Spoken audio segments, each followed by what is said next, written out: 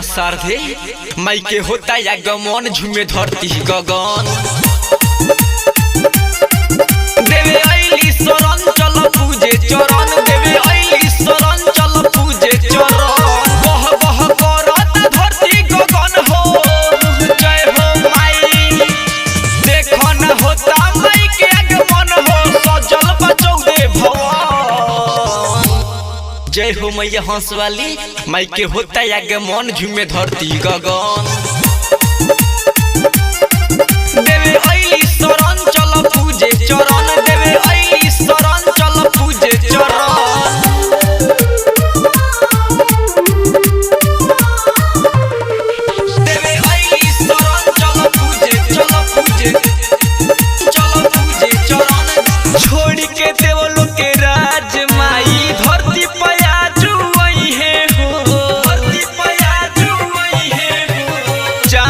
हरिया बाटे ज्ञान के ज्योति जलई है हो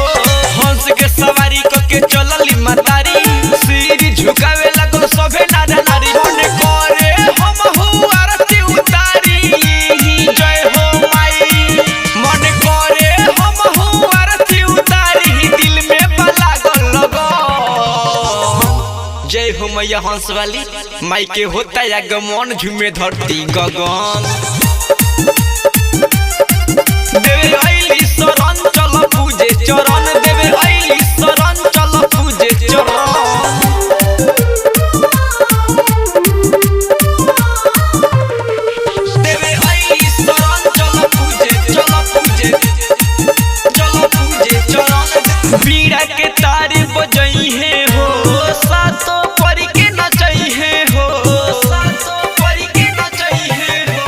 चार चांद लगी पंडाल में जब माई धरती पर आई है हो सूर्य के सरिता हई विद्या के देवी सजल बा पंडाल मैया के है बिराजा रोशन गावे मैया के जय हो माई गौतम रोशन गावे मैया के मीठी मधुर भोजन जय हो मैया हंस वाली माई के होता या गमन झूमे धरती गगन देवे आईली शरण चल पूजे चरण देवे आईली शरण चल पूजे चरण माँ सरस्वती रिकॉर्डिंग स्टूडियो हरसिद्धि पकड़िया।